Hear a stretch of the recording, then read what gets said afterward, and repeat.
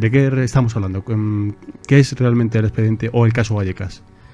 Bueno, Luis, aquí estamos mezclando muchos factores.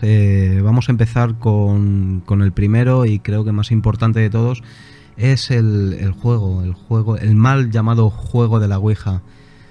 Yo siempre he dicho que el juego de la Ouija es un entrometimiento en un sitio desconocido.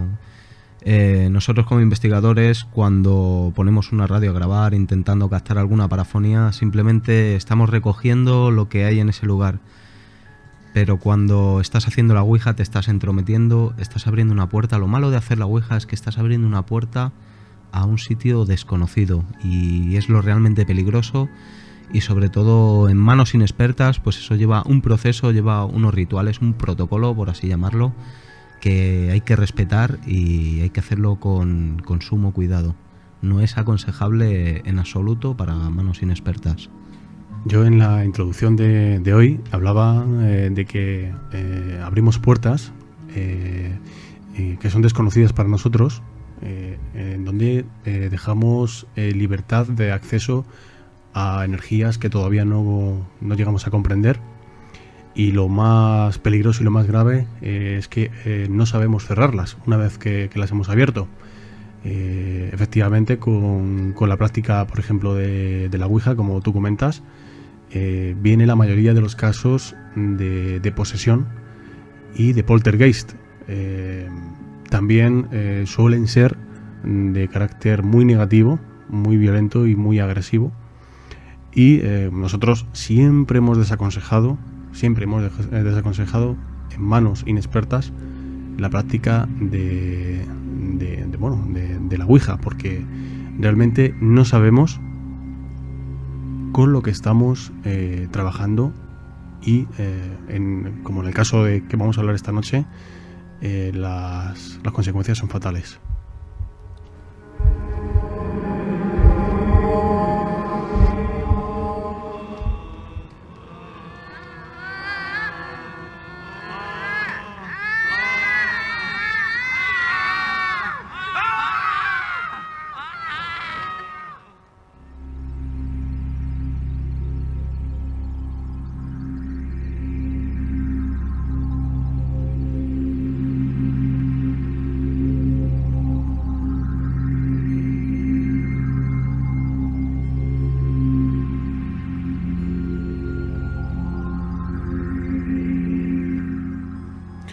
En concreto, la fecha del caso del expediente Vallecas ocurrió en agosto de 1991.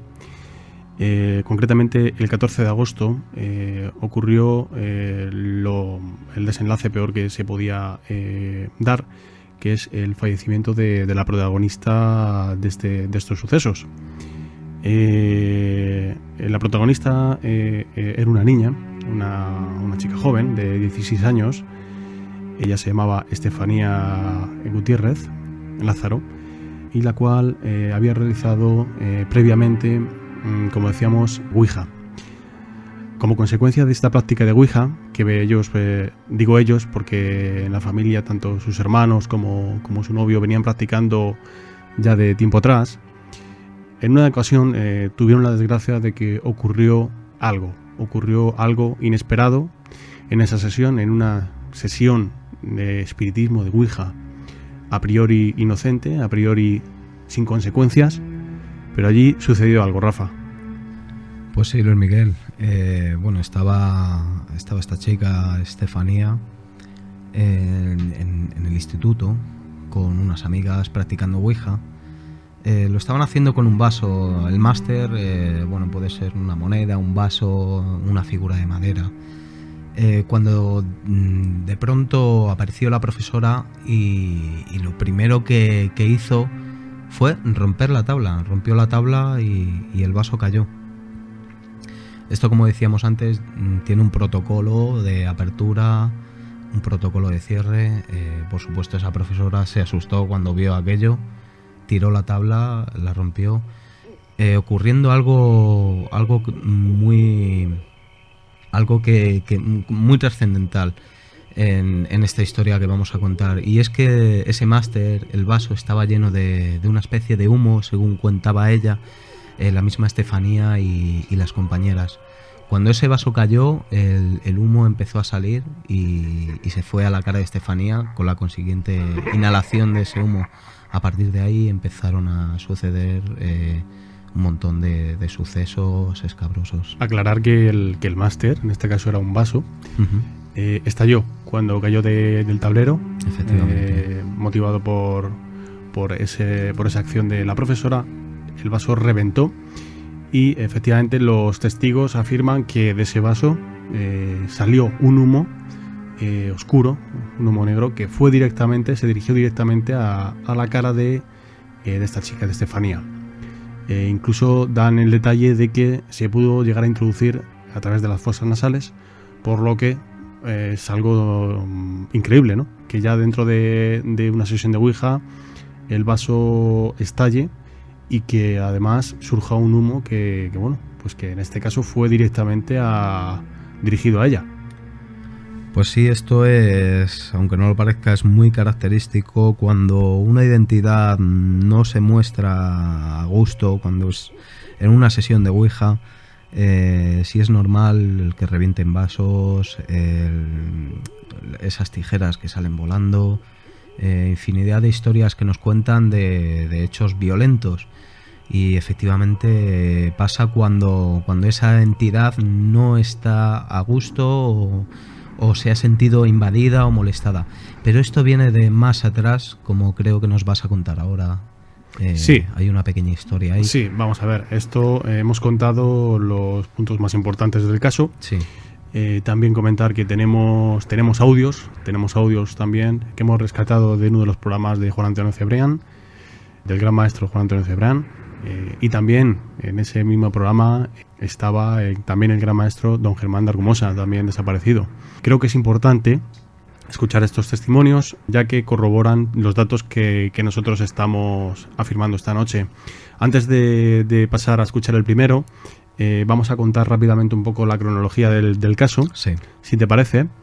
Inicialmente, aunque bueno, estos son conjeturas que nosotros hemos ido obteniendo a lo largo de la investigación de los datos, que hemos obtenido de diferentes medios y Sí. diferentes sitios y lugares. Existía previamente el fallecimiento del abuelo de la familia, don Francisco Urraco. Este hombre fallece en febrero del año 1991 con graves desavenencias con la familia. La familia se hacía cargo de este hombre, un hombre ya de edad, y la familia se hacía cargo de él, pero no terminaban de congeniar. Ya sabemos que muchas veces pues en la familia puede haber desavenencias. Sí, bueno, luego además era una persona, tenía una demencia senil y bueno, muchas veces es difícil tratar con personas que sufren ese mal. Los datos que nosotros hemos podido recoger es que había una deuda económica que la familia le debía a este hombre, y bueno, pues este hombre consideró que ese dinero tenía que ser devuelto. Pero hubo ahí algo que nos llama la atención, y es que era un hombre bastante agresivo y bastante violento, que de alguna forma lo que hacía era atacar a la familia con ese tipo de cuestiones, ¿no? Entonces, este hombre lo que hizo antes de fallecer fue de alguna forma amenazar a la familia o maldecirlos con que una vez que estuviese en el otro lado iba a volver y se iba a llevar lo que más querían. ¿Qué más puede haber que quieras en esta vida que tu propio hijo, Rafa? Que un hijo.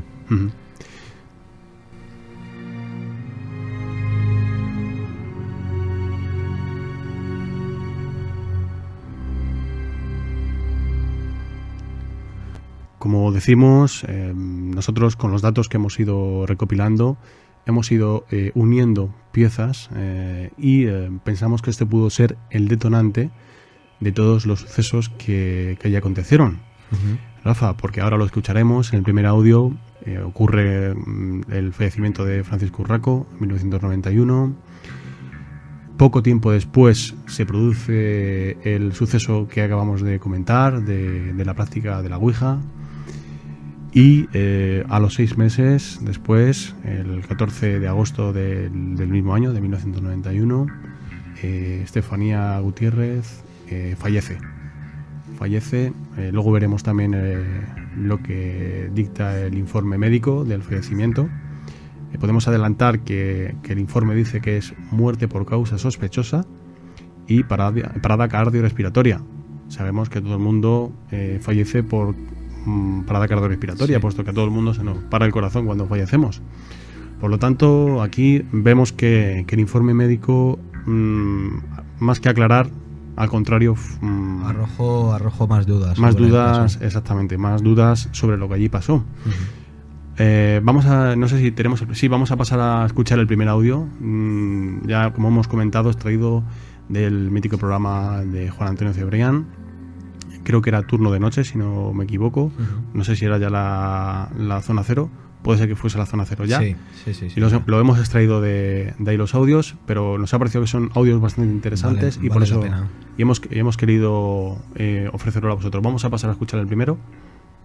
¿Alguno de ellos o algún miembro más de la familia ha hecho experiencias espiritistas en el piso? No, mi hija lo hizo con la tabla Ouija en el colegio. ¿Siempre en el colegio? ¿Usted tiene constancia de que aquí no lo hizo nunca? Bueno, no lo sé, aquí no lo sé, no le puedo decir, pero yo sé que en el colegio sí lo hizo. Resulta que los pilló la señorita. Bueno, mi hija, según lo estaban haciendo, por lo visto pusieron el vaso y tal, y salió una cosa. La cuestión es que a un compañero de ella, una bota se le plantó justo en la tripa, le señaló lo que es como la bota de guerra, igual. Y entonces a mi hija, a esta, Marianela, la levantó como 12 escalones y la fue a tirar, pero la levantada. No la fue a tirar, que la tiró porque me trajo una herida en la rodilla. Lo que pasa es que yo de estas cosas no me las creía. Y llegó la señorita en ese momento. Al llegar la señorita rompió la tabla. Al romper la tabla, el vaso estalló, y al estallar el vaso salió un humo. Bien, Marianela, esto ocurrió todo en el colegio, ¿no? Sí, ocurrió eso. ¿Y cómo fue? Pues es que cuando estaba haciendo mi hermana tabla Ouija de esa, ¿no? Estábamos con mi hermana, Querubina, y una amiga más. Y como lo que había en la tabla Ouija quería que se fuera mi hermana y no se fue. Y le dio rabia que me fui yo a bajar las escaleras, quedan 12 escaleras, me subió para arriba, atravesando un árbol que hay, me subió para arriba y me tiró. O sea, tú sentiste que había una fuerza que te elevaba, te levantaba del suelo. Sí, una fuerza muy fría, sentía. Mucho frío. Sí, como hielo. Estás en Misterios en la Noche.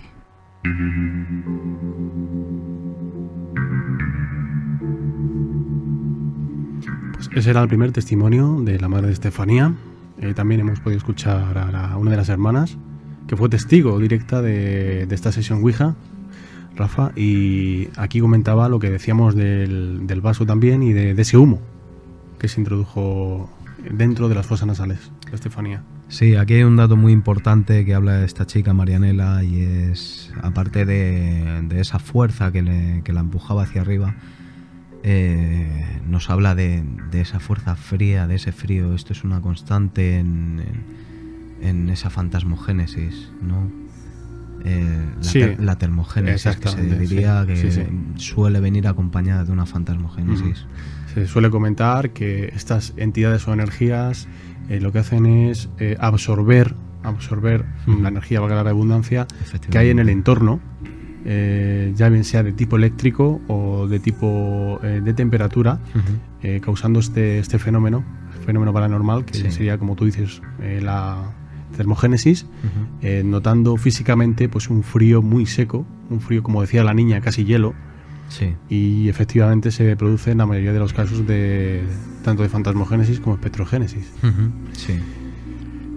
Hablábamos que esto se inició con la muerte del abuelo en el año 91, hasta febrero del 91, hasta el 14 de agosto del mismo año, y una vez que se realizó la experimentación con Ouija, Estefanía estuvo experimentando diferentes fases de, bueno, pues de su enfermedad, entre comillas, en la cual la madre afirma que su hija tenía constantes ataques epilépticos, aunque, bueno, un poco por la descripción que dan, tiene más pinta de ser posibles posesiones, sí, demoníacas o diabólicas. Bueno, ya que era con frecuencia, la niña entraba en un estado de shock, una vez salía no recordaba absolutamente nada, y hablaba siempre de gente que ella veía cuando entraba en este trance, y decía que era gente, que eran sombras que la acompañaban, que eran sombras que estaban siempre dadas la mano y que la llamaban por su nombre y la decían que fueran con ellos. Sí. Qué curioso este dato, ¿no? Sí, esto es algo muy... es un dato muy curioso, Luis, como nos estás comentando, pues dentro de esa posesión se sabe muchas veces que en las posesiones hay una trascendencia de esa persona, la lleva a su mundo, por decirlo de alguna manera, para que nos entendamos todos. Esta chica sufrió lo que no está escrito. La madre incluso llegaba a decir que parecía un perro rabioso. Para que una madre llegue a decir eso de un hijo, ¿cómo no tendría que verla?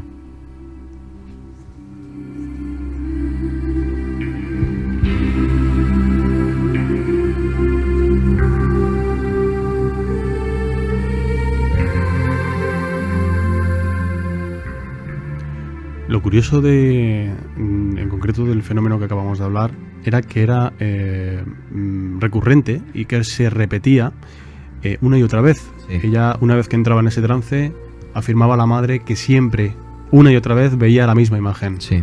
Veía esas figuras, esas sombras oscuras, dadas de la mano una de las otras, que la llamaban. Sí, aquí hay algo que es impresionante, que Estefanía lamentablemente falleció. Esas figuras las empezaron a ver todos los miembros de la familia. Incluso en una de las ocasiones, los dos pequeños estaban durmiendo y la que es más mayor se despertó y llamó a su hermano pequeño y le dijo: míralas. Y lo vieron las dos. Claro, se puede hablar aquí de que hay una sugestión colectiva, pero todos y las mismas figuras.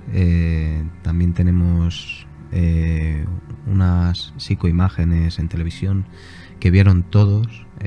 No sé si hemos recogido ese audio cuando ven la psicoimagen, pero una sugestión en la cual todos ven una imagen de una figura con una vela en la televisión apagada,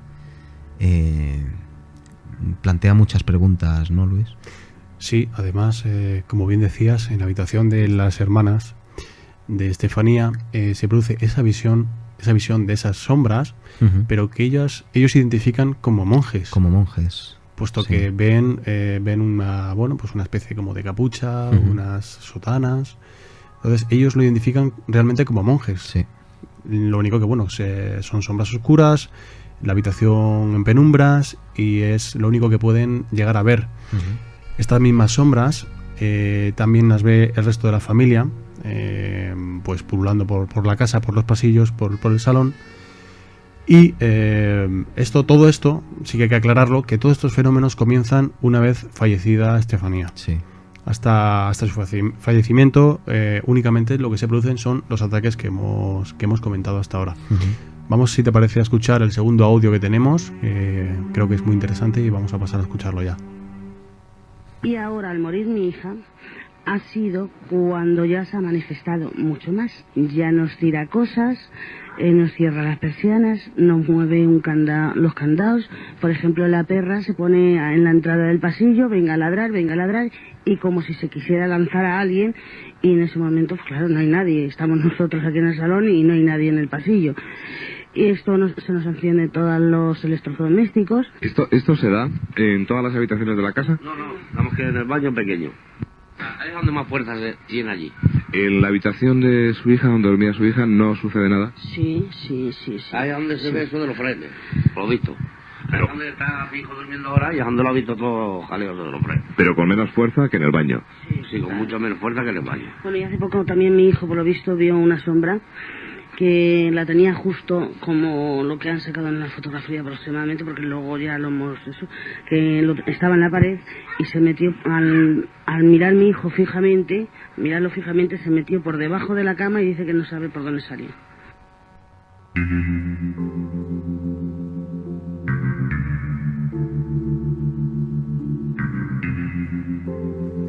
Pues ahí teníamos ese segundo testimonio. Como comentábamos, después de fallecer Estefanía, toda la familia comienzan a ver diferente fenomenología paranormal en el piso. Un piso, no lo hemos dicho, bueno, hemos dicho que es Vallecas, pero la gente que nos escucha de fuera, hay que decir que es en la provincia de Madrid, en España. Es bueno, una de las grandes poblaciones aledañas a la capital. Y bueno, la verdad que se dan un conjunto de diferente fenomenología, como decimos. En este caso estaríamos hablando de fantasmogénesis, de fantasmas, Rafa. Sí, totalmente. Aquí hay una fantasmogénesis. Tenemos también posible poltergeist. Decimos posible porque bueno, tenemos que, como desde el punto de vista de la investigación, tenemos que decirlo así. Y sí, totalmente hay una fantasmogénesis ahí. Tenemos unos fantasmas, para que todos nos entendamos, que interactúan con esas personas, ¿no? Con la gente que hay ahí. Exactamente, ahí existe la fantasmogénesis, puesto que estas entidades interactúan, se comunican y, por lo que veremos más adelante, intentan asustar a la familia. Vemos que son entidades negativas, que lo que quieren es pues generar malestar y generar estrés en los componentes de la familia. Y bueno, en el audio hemos podido escuchar que uno de los lugares donde más actividad paranormal existía era en el baño. Es curioso. Siempre suele darse siempre en el mismo lugar, ¿no, Rafa? Siempre escuchamos grifos que se abren, luces que se encienden y se apagan. No sé, parece como un sitio un poco a lo mejor relacionado con las energías o relacionado con el agua, ¿no? Podríamos pensar, ¿no? Porque aunque las apariciones se producen en toda la casa, pero bueno, allí el padre de Estefanía afirma que es donde mayor actividad y donde mayor fenomenología hay. De hecho, esto me está viniendo a la cabeza ahora. En el tema poltergeist, donde más actividad suele haber es en los cuartos de baño, en las cocinas, que es donde realmente tenemos ese flujo de agua, que sabemos que es un flujo de energía totalmente, Luis. Se da el aviso a policía, un poco hasta lo que experimentan ellos, la propia policía, con inspector y agentes, en la propia casa, en los momentos en los que se estaban produciendo estos fenómenos. Voy a pasar a leerlo rápidamente. Dice así, a las 2:40 horas por el canal 7 del H50 llama el Z2 y manifiesta que una vez se ha entrevistado con la familia y observado el interior de la casa, según comunica, se le ha puesto el vello de punta, que estando sentados en compañía de toda la familia pudieron oír y observar cómo una puerta de un armario perfectamente cerrada, cosa que comprobaron después, se abrió de forma súbita y totalmente antinatural, lo que provocó que uno de los miembros de la policía allí destacados, preso de los nervios, desenfundara su arma reglamentaria. Que momentos después pudieron percatarse y observar cómo en la mesita que sostenía el teléfono y concretamente en un mantelito apareció una mancha de color marrón consistente que el Z2 identifica como babas. Rafa, esto creo que se parece mucho a un posible ectoplasma. Sí, estamos hablando de figuras ectoplasmáticas. Esas babas que el Z2, como dice aquí el párrafo, identifica el agente de la policía identifica como babas, aparecen de forma súbita en esa mesita, sin venir a cuento ni por qué. Continúo leyendo que en el recorrido que hicieron por las distintas habitaciones de la casa observaron un crucifijo de madera al que el fenómeno al que estábamos haciendo referencia le había dado la vuelta, arrancándole el Cristo adherido al mismo, que según manifiesta una de las hijas tomó el Cristo del suelo y lo adhirió detrás de la puerta que la habitación junto a un póster, produciéndose también de forma súbita y extraña 3 arañazos sobre el citado póster. Pese a que el asunto Vallecas estalló a finales de 1992 y se difundió con rapidez a través de los medios de comunicación nacionales, los hechos habían comenzado un año antes. Era como habíamos comentado antes, esto salió a la palestra en el año 92, pero como vemos, pues fue un año antes, e inclusive con un informe y con presencia de la policía, los cuales tuvieron que salir de allí porque no encontraban explicación a los sucesos que allí estaban ocurriendo, Rafa. Efectivamente, aquí estamos mezclando, me quiero remitir atrás, estamos mezclando 2 vertientes distintas, que sería la del abuelo que falleció maldiciendo a la familia, y también la de Estefanía cuando falleció y empezaron a producirse todos estos casos. Entonces, claro, esto te plantea la pregunta de esto quién lo provocaba. Lo provocaba el abuelo, lo provocaba Estefanía, lo provocó ese juego de Ouija que abrió una puerta que afectó a toda su familia por lazos de sangre.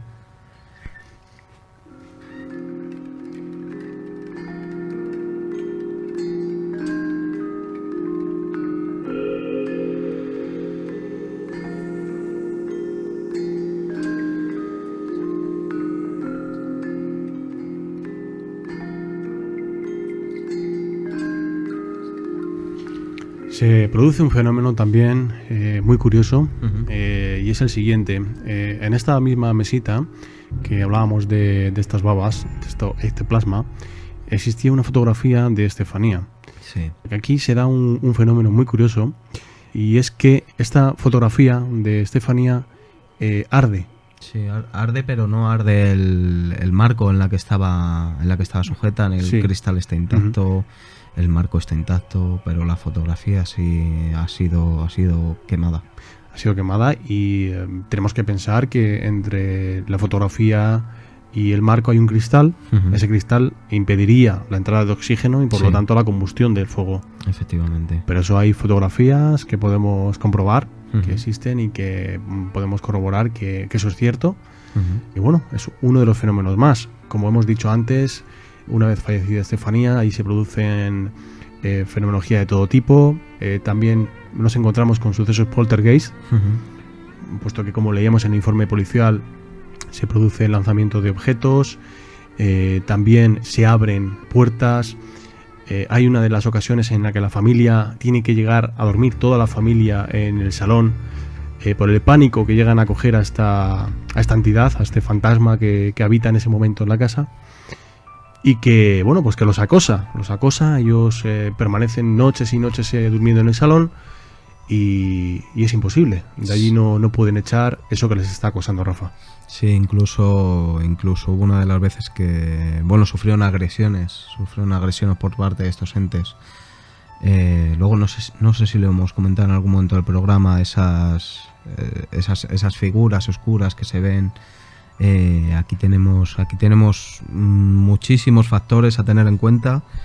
Me interesa mucho el tema del abuelo cuando maldijo a esta familia, el hecho de que Estefanía no se llevaba bien con él, el hecho de que Marianela, una de las hermanas pequeñas, sufriera ese frío, esa elevación en una de las sesiones de Ouija, el hecho de ese humo que salió de ese vaso.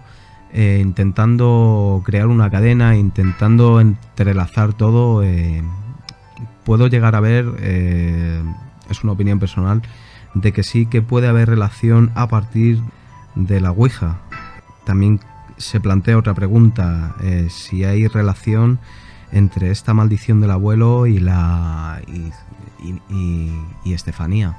Hay un dato importante, ahora que mencionas tú la relación entre el abuelo y Estefanía, y es que el abuelo se niega a ser enterrado ni a ser incinerado.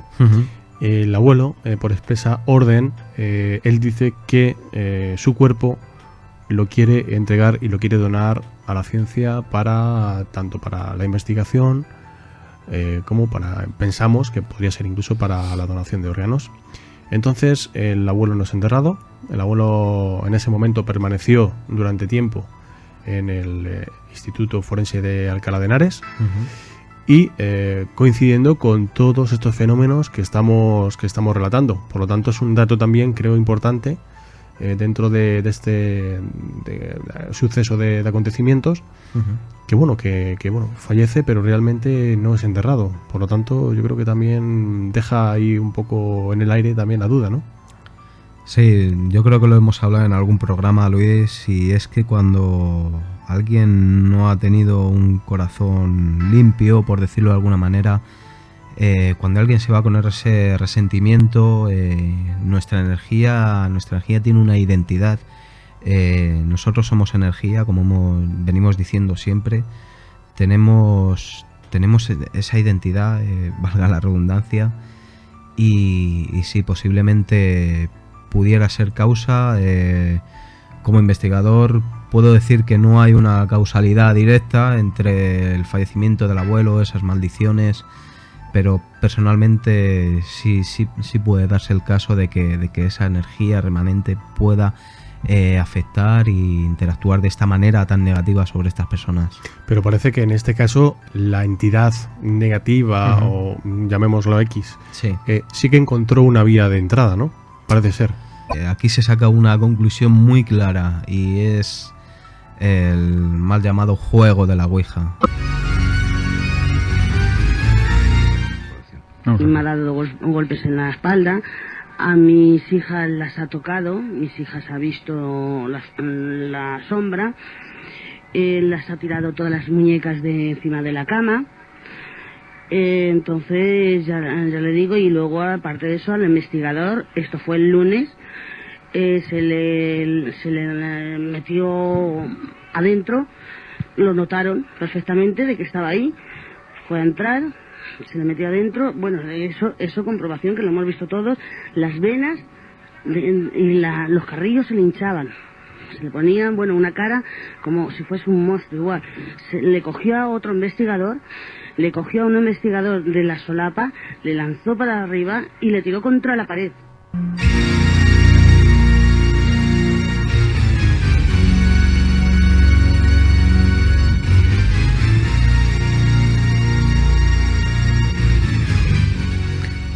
Veíamos como la madre hablaba de esos trances en los que entraba su hija, y aquí en este audio podemos comprobar cómo adquiría una fuerza sobrehumana. Sí, incluso llegando a poseer a estos investigadores que fueron, a uno de ellos. Es algo increíble, es una fuerza que se desató ahí descomunal que terminó afectando a toda la familia, claro. La verdad que es un tema de los más crudos que hemos podido seguir. Sí. Y que, bueno, pues que ahí están los datos. Sí, hay que decir que bueno, actualmente esta familia se fue de allí